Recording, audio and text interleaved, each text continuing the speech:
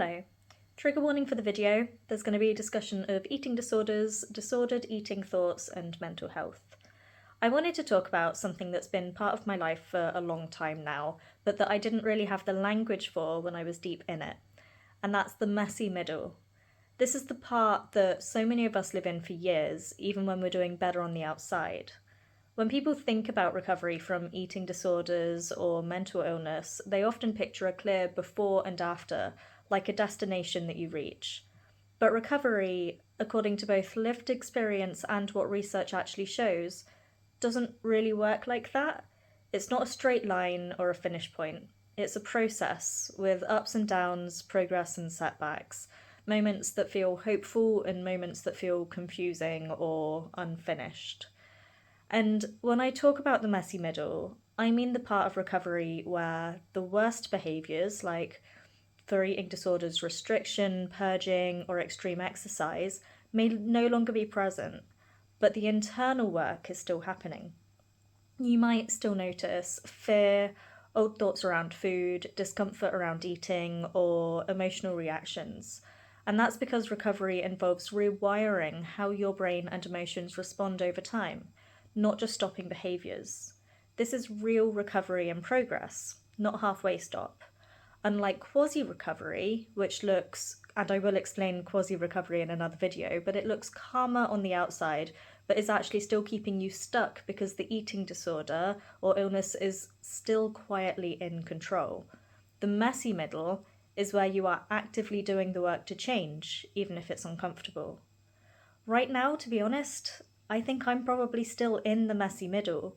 I can say that honestly because I'm not restricting anymore, I'm not purging, or doing the behaviours that once took over my life.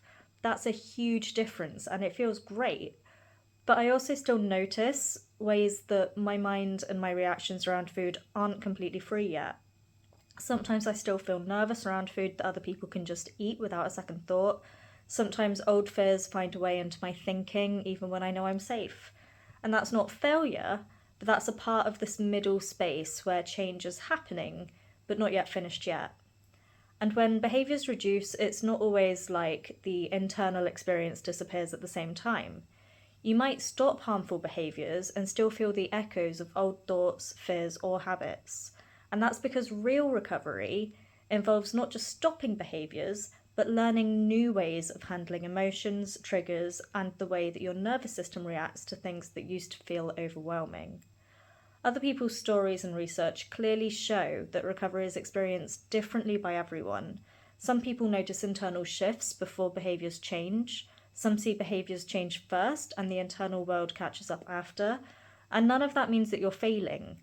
It means you're in the middle of real work, relearning how to be human with complexity, not just surviving. And I believe with everything in me that full recovery, truly being without an eating disorder, is possible. I reject terms like chronic or treatment resistant or revolving door patient because these can become stories that limit hope, and hope really matters.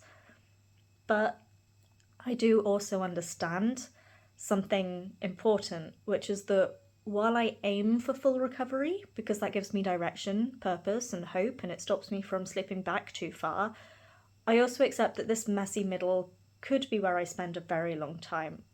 Living well here doesn't mean that I failed. It means that I'm building on something real. And the messy middle is where you're actively challenging your fears and behaviours, even if it's uncomfortable. Quasi-recovery, by contrast, feels stable on the outside, but it's actually a pause, a place where the eating disorder still runs things under the surface. And if you notice your recovery feeling calm, but you're not truly free inside, that might be quasi-recovery. Thank you so much for watching this video. If you've had any kind of experiences with these feelings, please do feel free to share. I really want to try to work on building more of a community. And I want you to know that I really am interested in getting to know the people watching these videos and getting to know what your point of view is on the topics that I'm talking about. If you have any suggestions for videos as well, I'm really open to those. Apart from that, thank you so much for watching, and I will see you again soon. Thank you.